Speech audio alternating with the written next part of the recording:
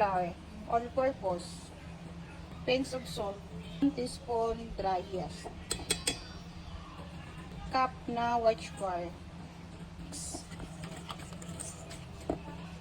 isang pirasong itlog, konting vanilya, pangpawala ng langsa, 1 cup na gata or coconut milk, mix,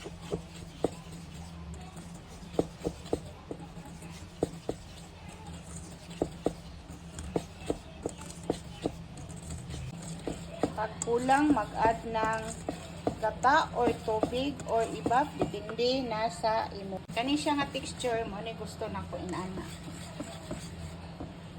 Tilo ko na to ni kisayang.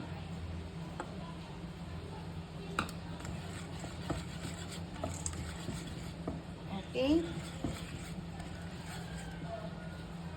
Takpan, rest of 30 minutes. Rest na to na.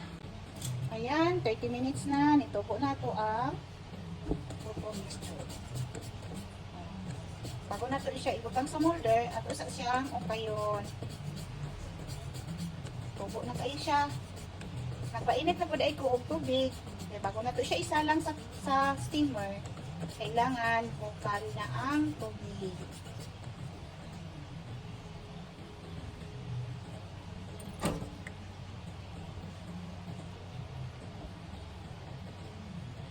Silikon na to ang molder kay wala po molder diri na isa ni report lang ako isulod. Ayan, report. Pagutang lang tao design kani optional lang ha.